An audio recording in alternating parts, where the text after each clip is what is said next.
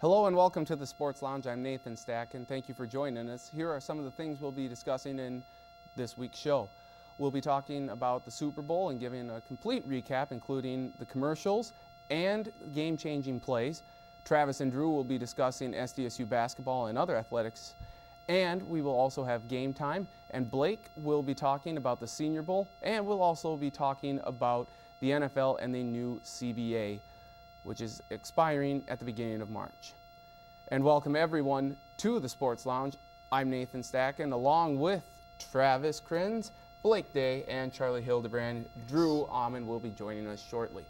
Well, guys, I think everyone knows that the Super Bowl was played, at least the 106+ million that watched it, the highest watched Super Bowl of all time, surpassing last year's as the most viewed Super Bowl of all time. So want your initial reaction and thoughts from the game. I'll let these guys go first because I have an opinion that I hope they don't steal. I want to hear what these guys say first. Honestly, I wasn't too surprised. Green Bay was my pick last week. I guess I was a little surprised that Pittsburgh didn't put more pressure on Rodgers. I thought Green Bay's offensive line held up very well, and Rodgers got rid of the ball quickly, which pretty much neutralized that pass rush. It did. But overall, I guess not a whole lot of surprises really for me. It was more high scoring than I thought it would be, but other than that, it's not that surprising. I picked the Steelers, but I only picked them by 3, and it was a close game, so I didn't think that made much of a difference either way on what I thought. It was a close game. It was entertaining. I was glad about that, and Aaron Rodgers might be the best quarterback in the NFL right now, the way he's playing. I'm not surprised by the outcome either, given the fact that the Packers seem to have the same mojo that the 05 Steelers did when they were the 6th seed and ran the table. Aaron Rodgers was a beast, and if not for several drops by Jordy Nelson, I think one by James Jones, he could have thrown for over 400 yards, finished with over 303 touchdowns. So grade his performance. What do you think of that?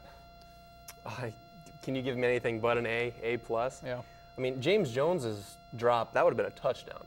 So there's 4 touchdowns for him if he catches It's no surprise that James Jones, of all people, dropped a pass. No. I mean, he gets the drop sometimes. Shocking. And Jordy Nelson had at least 2 drops, maybe 3. I don't remember how many. But yeah, he played it. I don't see any way you can't give him an A or an A+. But for the game in general, it was entertaining.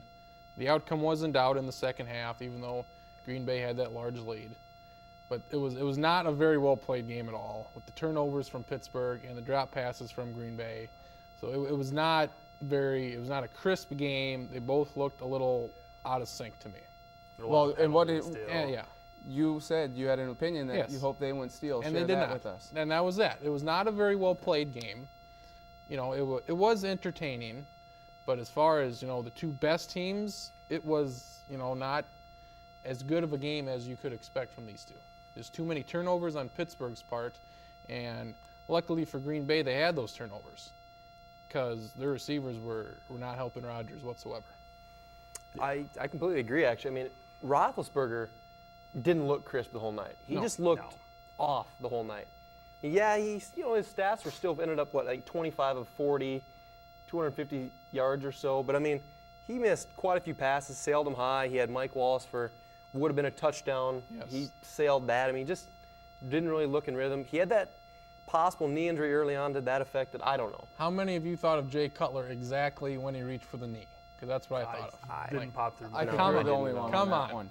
How? Interesting that the Packers' offensive line was able to neutralize Pittsburgh's defense as much, and that's probably maybe the biggest reason why Green Bay is the Super Bowl champions, because the Steelers could not get anything pressure-wise except for a few sacks. But that, as Blake mentioned, the offensive line did really well, and Rodgers didn't have to roll around a whole bunch. He stayed in the pocket for most of the game, and he had plenty of time to throw. You got a Dan Marino quick release that really shortens that pass rush too. All right, we are going to have plenty more Super Bowl talk still to come in the show. And coming up next, we will talk about the game-changing play or plays that helped make Green Bay the champions of Super Bowl 45. When we return, you're watching the Sports Lounge.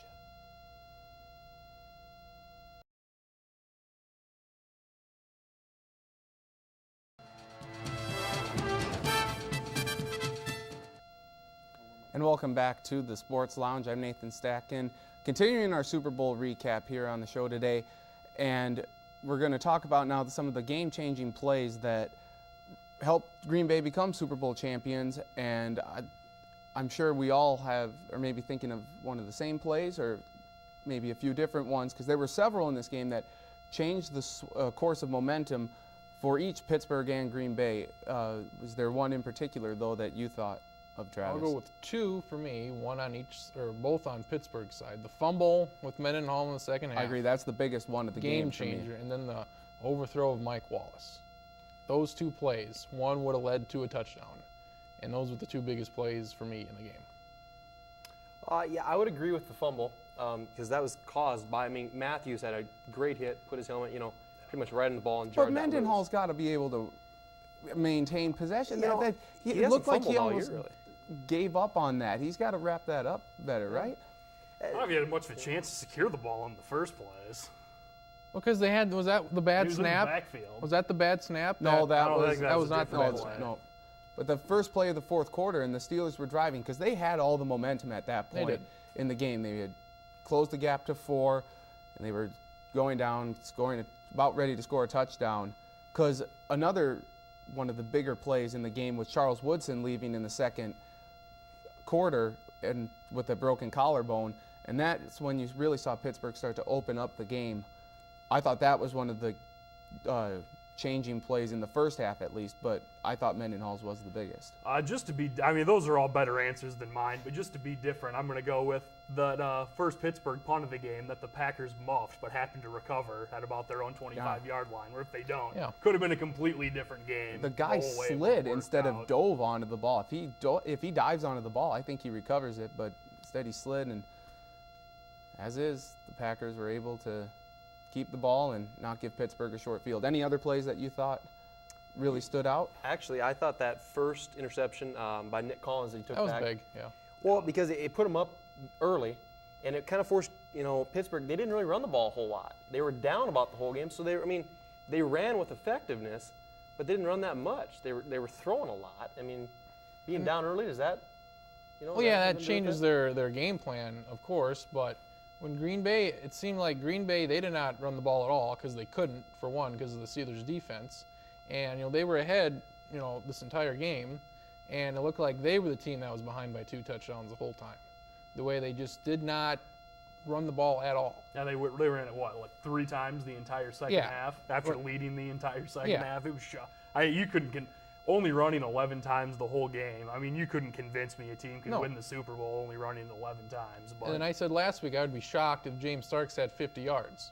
And he breaks off like a 10, 15-yard run there at the end, gets about 50, 55 yards. Yeah, he had 11 carries for 51 yards. Yeah, so it's actually a pretty good average Not bad. considering they're going against considering Pittsburgh. they're playing the Steelers. The Super Bowl in general, the North Texas experience with all the weather problems they had, A the disaster. ice falling off the stadium hurting people, the seating situation too. If those of you who don't know, the NFL, there were 800 fans displaced, or 1,200, excuse me. 800 were able to get different seats. The other 400 got free food, free drinks, merchandise, were able to get onto the field post-game, and have free Super Bowl tickets for next year. I think that's a pretty good deal, but overall, great how Super Bowl week played out. probably a D. The weather sucked. They had ice off the stadium. People got hurt. Do you see another Super Bowl being held here? That was Anytime my soon? next question. I was going to say, do I you think see it the will Super be. Bowl? I think As so the only too. one that's been to Cowboy Stadium before, Yes. they'll have another one there. I don't know if it'll be in the next 3 or 4 years, but it's not normally going to snow that No, much. it's not. And have No, that much in that's a Dallas. freak system. It was the entire country, and I think literally, it's Texas oil money that's built for the Super Yes. Bowl. And they'll always learn from this. There are so many things that were out of their control, but it's also in something on how they responded to it. So hopefully that'll change for next time. And when we return, we will go over the commercials, probably the most anticipated part of the Super Bowl for some, also the The national females. anthem The and females. Yes. halftime. All that when we return. You're watching the Sports Lounge.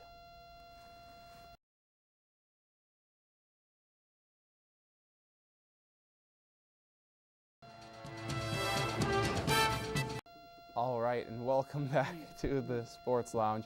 I'm Nathan Stacken. continuing the Super Bowl talk, the last segment we'll have, and it's about the commercials, the national anthem, and halftime. And since we all watched it on TV, we all saw the commercials, grade them. What did you like best? Which one really didn't catch your eye?